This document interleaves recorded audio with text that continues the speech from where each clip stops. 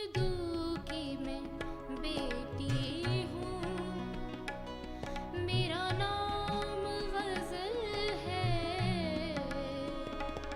उर्दू की मैं बेटी हूँ, मेरा नाम गजल है।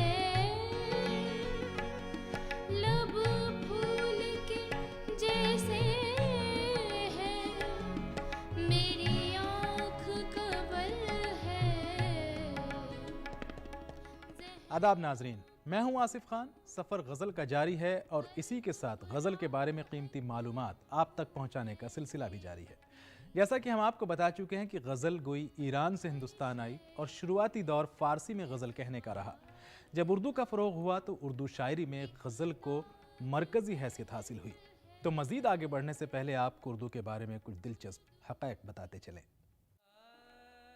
उर्दू ने कई सौ साल पहले हिंदुस्तान में ही आँख खोली। जिस ज़माने में हिंदुस्तान में तुर्की, ईरान, अफ़गानिस्तान और अरब ममालिक से लोग आकर बसना शुरू हुए और उनका मेल मिलाप जब यहाँ की मकामी आबादी से हुआ तो बातचीत सिर्फ इशारों तक ही महदूद नहीं रही। इंसानी जज्बात ने अपने इजहार के लिए नया पैकर तलाश कर लिया। इस पैकर में हिंदुस्तान की कदीम ज़बानों यानी संस्कृत, पाली, प्राकृत, पंजाबी और सिंधी ज़बानों के अलावा मकामी बोलियों के अल्फाज भी शामिल हो गए और तुर्की, अरबी, फ़ारसी और पश्तो ज़बान के अल्फाज भी मिल गए। इस तरह एक नई बोली वजूद में आई। इसको शुरू में ज़बान हिंदी, हिंदवी, हिंदुस्तानी और ज़बान देहलवी भी कहा गया। फिर इसको रेख्ता कहा जाने लगा। उर्दू को उर्दू के नाम से कई सदियों के बाद पहचाना गया। उर्दू असल में तुर्की ज़बान का लफ्ज़ है जिसका मतलब होता है लश्कर या कैंप, और जब हम उर्दू ज़बान कहते हैं तो इसका मतलब होता है लश्करी ज़बान, यानी किसी फ़ौजी कैंप या छावनी में बोली जाने वाली ज़बान। लेकिन सच्चाई ये है कि उर्दू एक ऐसी ज़बान है जो आपस में मेल जोल की वजह से वजूद में आई। इसके लिए मैं यही अर्ज़ करूँगा कि फ़ारसी जो है वो खवास की ज़बान थी, ख़ास लोगों की ज़बान थी, जैसे संस्कृत के ख़ास तबके की ज़बान रही है। अवामी बोली तो नहीं थी उस ज़माने में जब संस्कृत का दौरा था, और बेहतरीन अदब लिखा गया संस्कृत में जो कि वर्ल्ड लिटरेचर में जिसको शामिल किया जाता, लाजवाब काबिल फ़ख्र अदब लिखा गया संस्कृत में उस ज़माने में। लेकिन आम लोगों की जो बोलचाल की ज़बानें थीं वो तो प्राकृत थी, वो अपभ्रंश थी, और वो जो है पाली थी, ये ज़बानें थी। अरबियों में भी गज़लें हैं, फ़ारसी में भी गज़लें हैं, हिंदवी में जो हिंदवी कलाम जिसको वो हिंदवी, ना वो दक़ीक़ उर्दू ना वो दक़ीक़ हिंदी जो संस्कृत से निकली हो, या वो उर्दू जो अरबी फ़ारसी से निकली हो, बल्कि हिंदवी खड़ी बोली ब्रिज भाषा से निकली है। उस ज़बान में गज़लियात कही गई हैं। हज़रत अमीर खुसरो ने गज़ल कही। गज़ल मीन्स एक बहर के साथ शायरी। आवाज़ की पटरी पर गज़ल दौड़ रही है, ये नहीं होना चाहिए। अल्फाज की पटरी पर गज़ल दौड़ रही है, मतलब लफ्ज़ों में खुद आहंग होना चाहिए। इसीलिए बड़े मुनासिबात से जोश को क्यों कहते हैं गज़ल का बादशाह? इसे कहते हैं कि जोश के सामने अल्फाज जो हैं वो हाथ बांध के खड़े रहते थे, कहते थे मुझे इस्तेमाल करो। इसलिए कि शायर उसी को इंतखाब करेगा जिसके अंदर सौती आहंग बड़ा खूबसूरत हो और बहुत मुनासिब हो। जहां मुनासिबात होती है वहीं उसका इस्तेमाल होता है। नाजरीन, इस कीमती मालूमात के बाद आइए अब आपको सुनवाते हैं उर्दू की कदीम शायरी के कुछ नमूने। गोरी सोहे सेज पर, सो मुख पर डारो केस, गोरी सोहे सेज पर, सो मुख पर डारो केस, चल खुसरो घर आपने, सांझ भई चहूँ देस, सांझ भई चहूँ देस।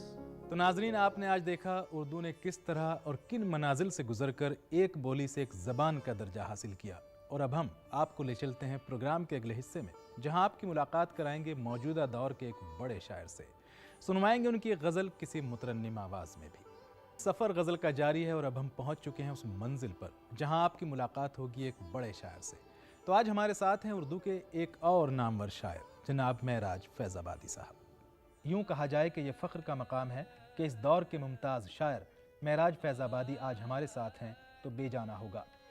महराज फैज़ाबादी के कलाम की खसूसियत यह है कि चाहे वो तहतुल लफ्ज़ पढ़ा जाए या तरन्नुम से, उसकी शीरनी ज़रा भी मुतासिर नहीं होती। आज महराज फैज़ाबादी उर्दू अदब का एक ऐसा नाम बन चुका है जिसको हटाकर आज के दौर की गज़ल की तारीख़ लिखना नामुमकिन हो गया है।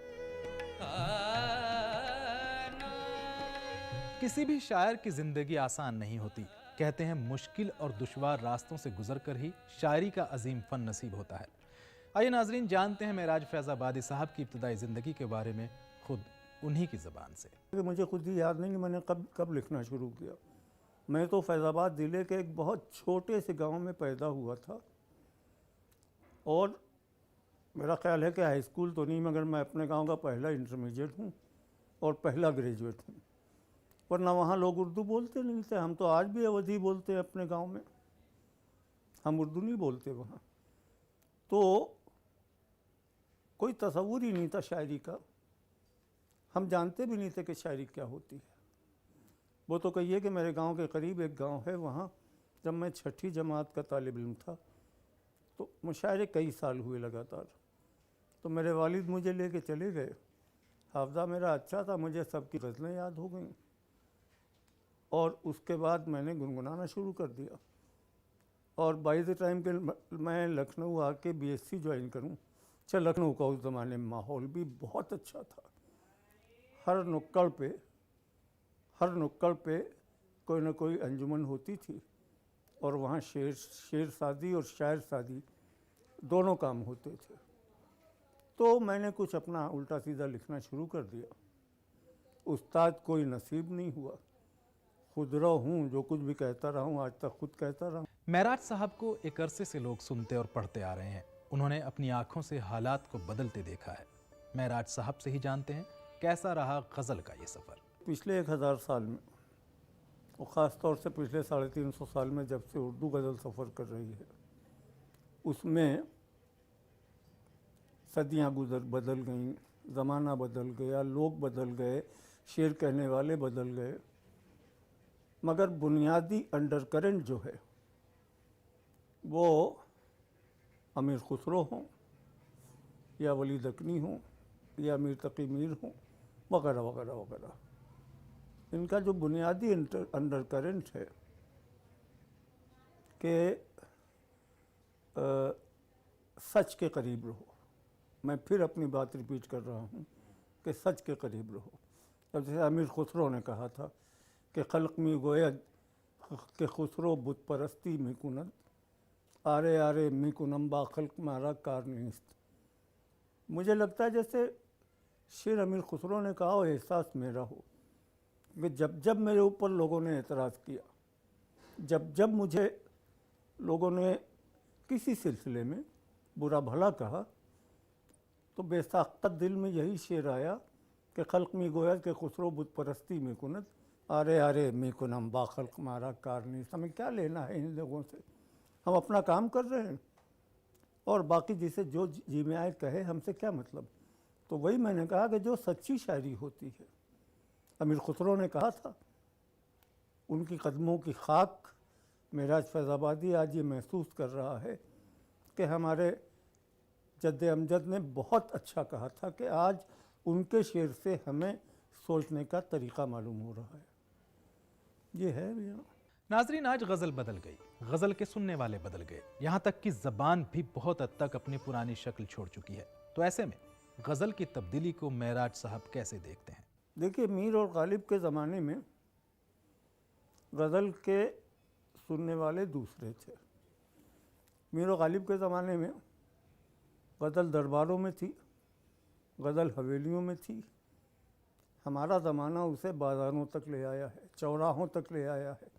आज गज़ल चौराहों में पढ़ी जा रही है, बाज़ारों में गुनगुनाई जा रही है, पान की दुकान पर मुशायरे का कैसेट बज रहा है, रिक्शे वाला भी सुन रहा है।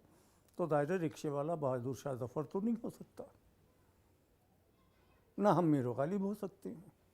मगर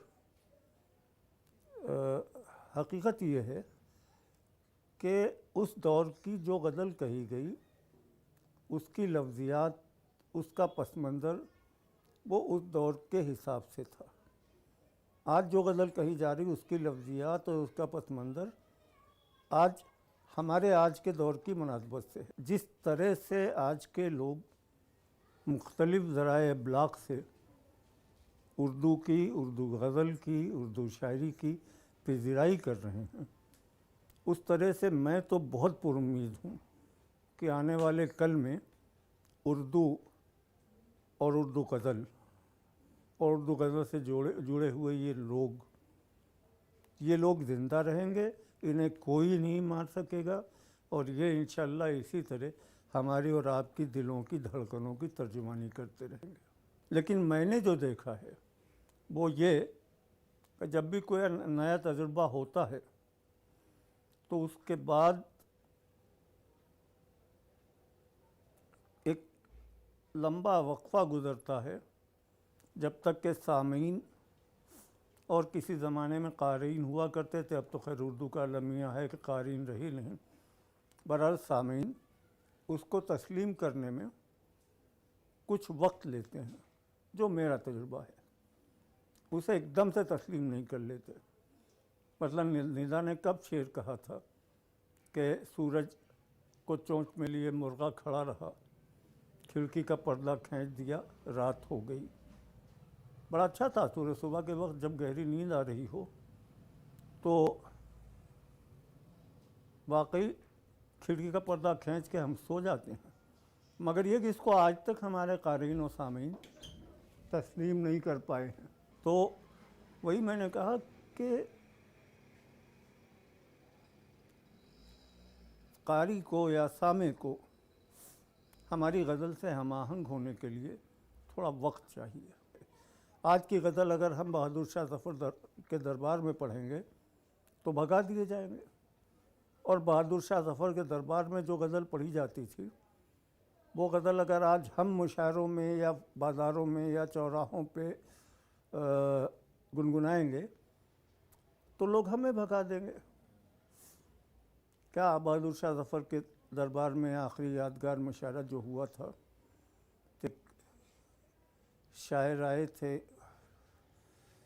गज़ल पढ़ी थी कि शमा भी गुल भी है, बुलबुल भी है, परवाना भी, रात की रात ये सब कुछ है, सहर कुछ भी नहीं।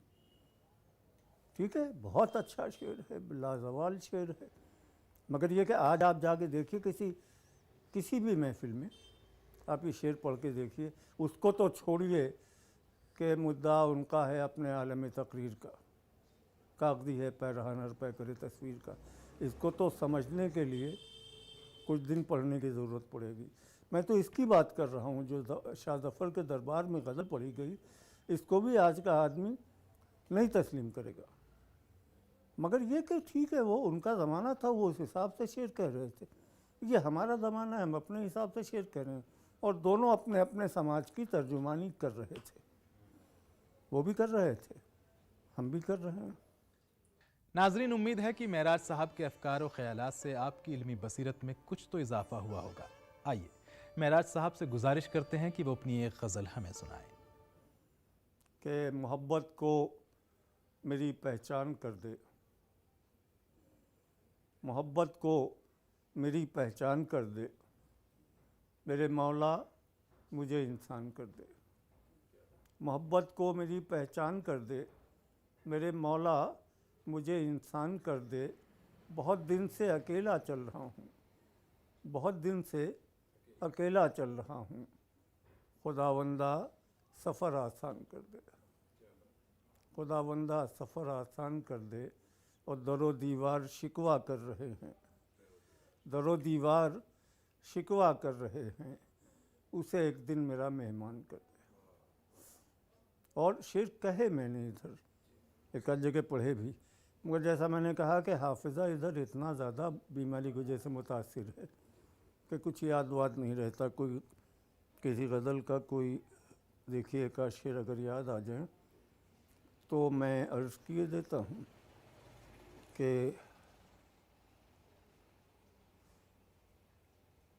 एक गज़ल मैंने कई जगह पढ़ी है, दिल्ली में भी पढ़ी है, उसका एक मतलब और दो तीन शेर सुन लें। कि रिश्तों की कहकशां सरे बाज़ार बेचकर, रिश्तों की कहकशां सरे बाज़ार बेचकर, घर को बचा लिया दरो दीवार बेचकर। और शोहरत की भूख हमको कहाँ लेके आ गई, शोहरत की भूख हमको कहाँ लेके आ गई, शोहरत की भूख हमको कहाँ लेके आ गई। हम मोहतरम हुए भी तो किरदार बेचकर, हम मोहतरम हुए भी तो किरदार बेचकर। और वो शख्स सूरमा है मगर बाप भी तो है, वो शख्स सूरमा है मगर बाप भी तो है, रोटी ख़रीद लाया है तलवार बेचकर। तो नाजरीन, इस उम्मीद के साथ कि महराज साहब की ये गज़ल आपके दिल और जहन को छू गई होगी, आपको सुनवाते हैं महराज साहब का कलाम एक खूबसूरत आवाज़ में।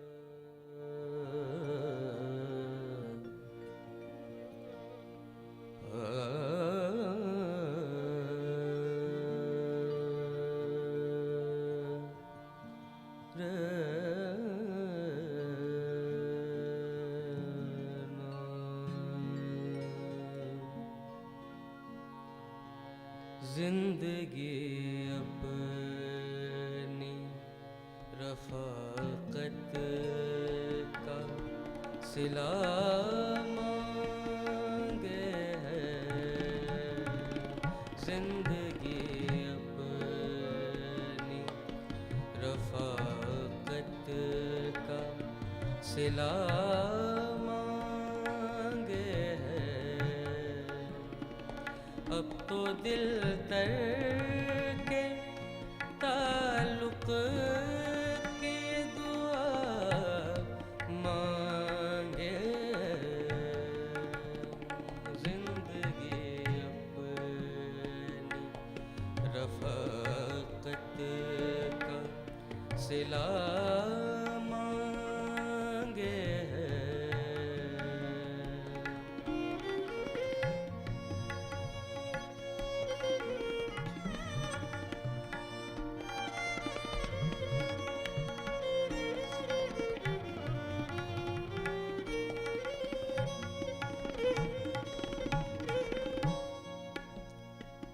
कितने टूटे हुए ख्वाबों को सजा कर रखूं,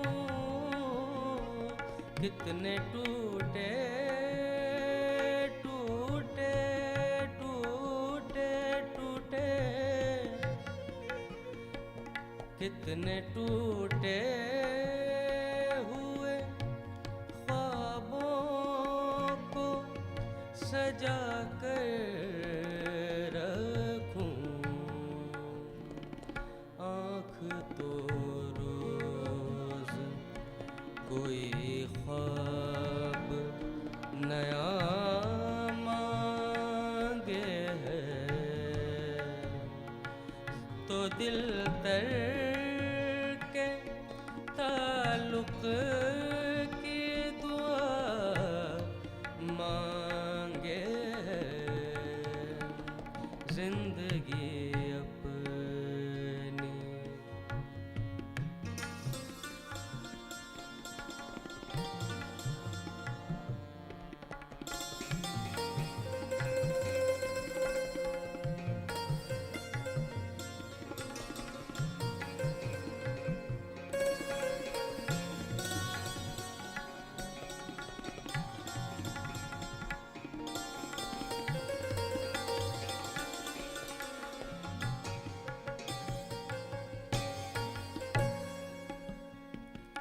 मौत से भागते रहना भी कोई जीना है,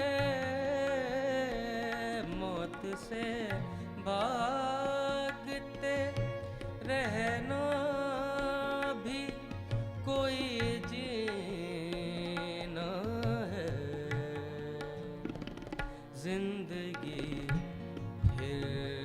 वही बेखौफ हवा मांगे है, जिंदगी फिर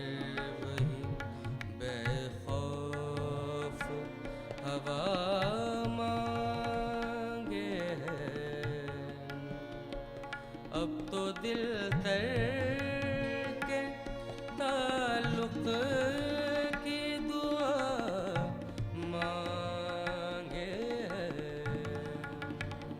जिंदगी अपनी।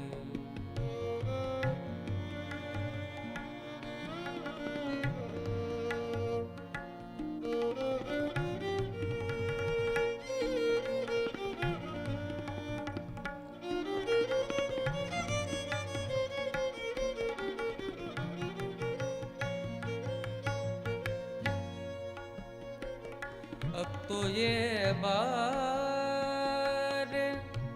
नदामत नहीं उठता यारों,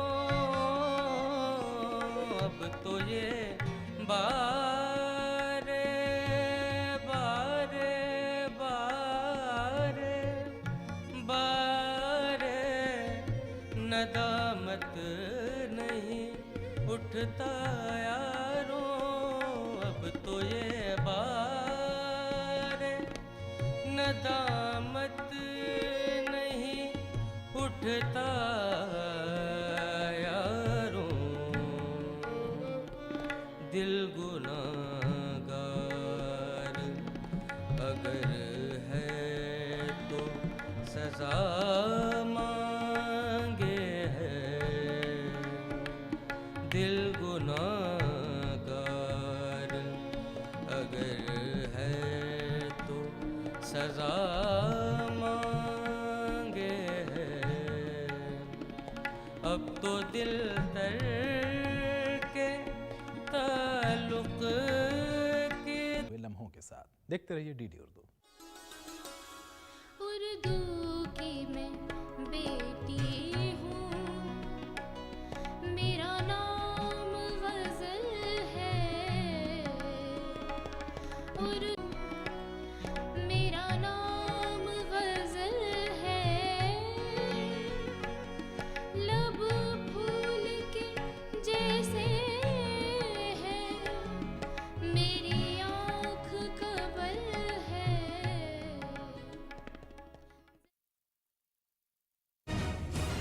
अक्सर यूं भी होता है कि जो विलेन होते हैं ना